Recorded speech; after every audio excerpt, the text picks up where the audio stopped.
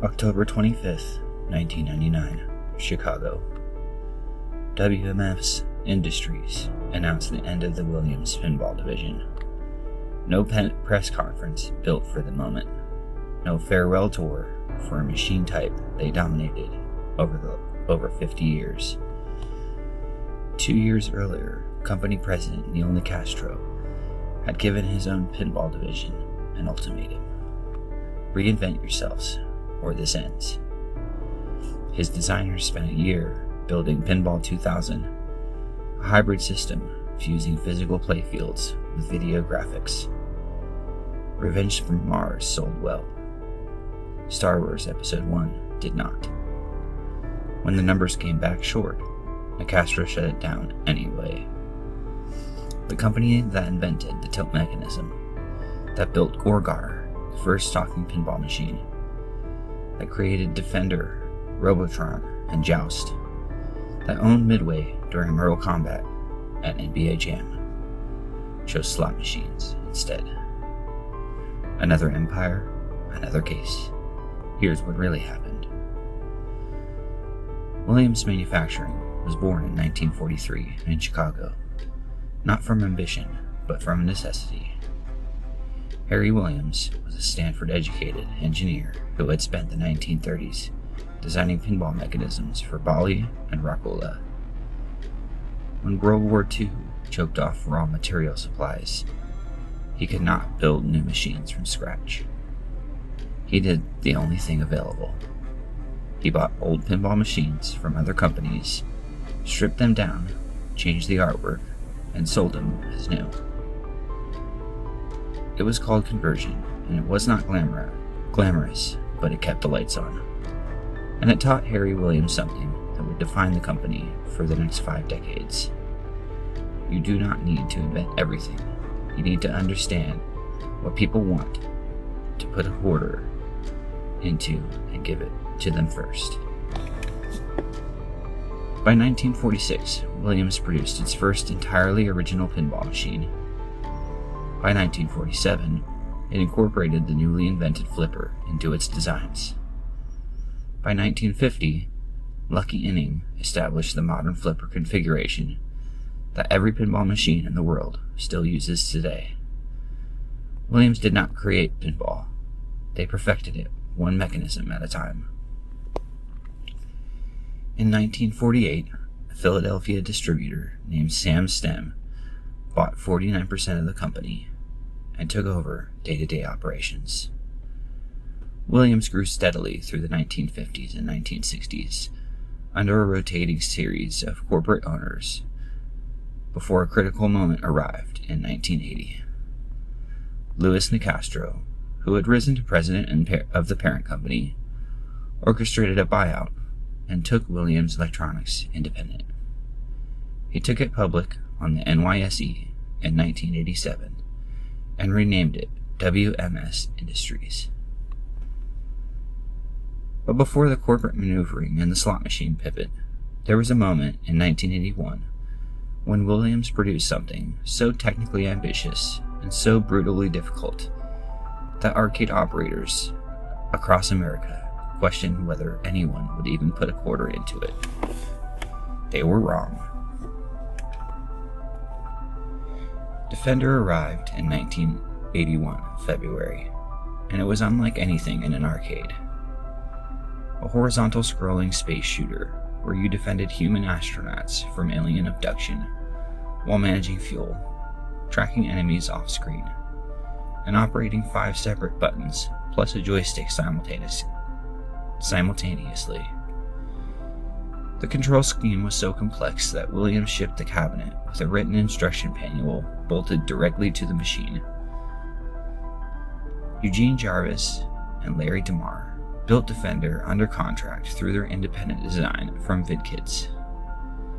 Jarvis and DeMar have given conflicting accounts over the years about whether the controls were intentionally deep or a desperate improvised solution to map a chaotic codebase to physical hardware under deadline pressure. The controls were complex either way. Players learned them anyway.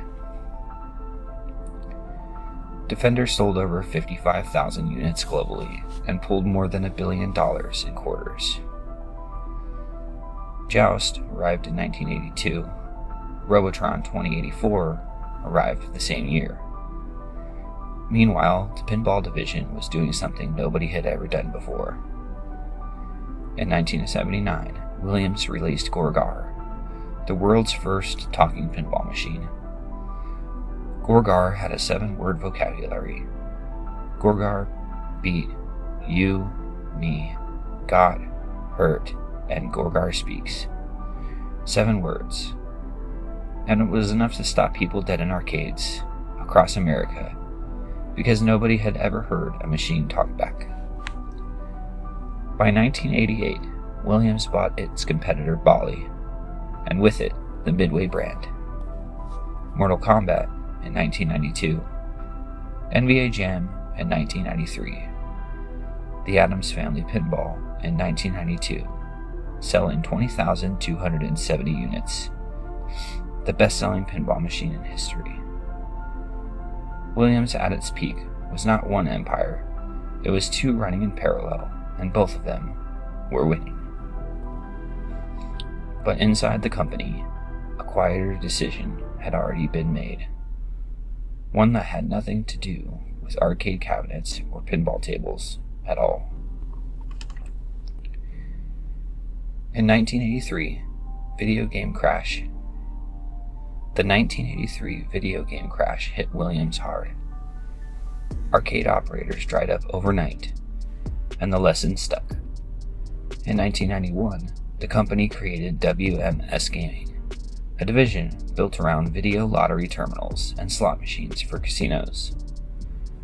Nobody wrote about it in gaming magazines. Nobody noticed. Williams kept making Mortal Kombat and NBA Jam and Addams Family Pinball, while the slot machine division grew quietly underneath it. In 1996, WMS released Reel 'em In, a multi-line bonus slot machine that changed how casino floors were built. That same year, they took Midway public. In 1998, they spun it off entirely. The division that had defined arcade culture for a generation cut loose to survive on its own. The pinball division lasted 1 more year. By 1997, company president Neil Nicastro had challenged his own designers directly. Build something that saves pinball, or watch it get closed. They built Pinball 2000. Revenge from Mars sold well enough to look like a genuine comeback. Star Wars Episode 1, the follow-up, did not. On October 25th, 1999, Nicastro shut the division down. 56 years. Ended without a public explanation the pinball world ever fully accepted. The video game world barely noticed. The pinball world never forgot. And in 2013, the market made its own judgment on which decision had been right. In January 2013, Scientific Games Corporation acquired WMS Industries for $1.5 billion in cash, $26 a share. The company that started refurbishing old pinball machines in a Chicago warehouse during World War II sold for $1.5 billion.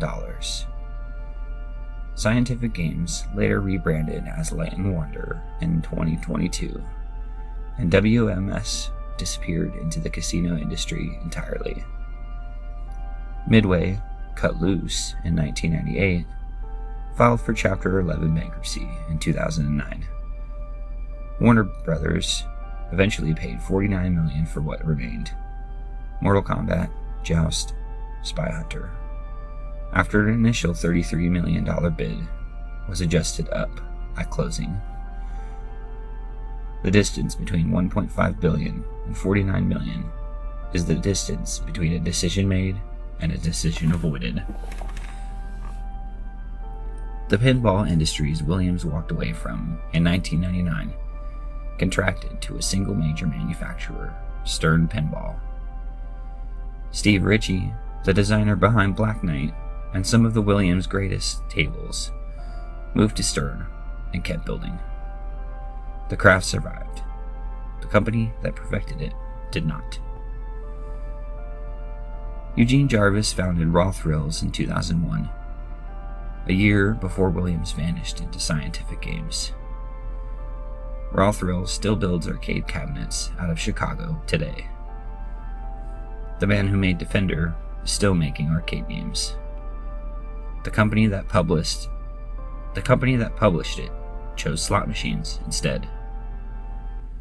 Ray Gay, the master circuit board designer who built the solid-state architectures that ran Gorgar and Defender, retired quietly in 2002 after 37 years.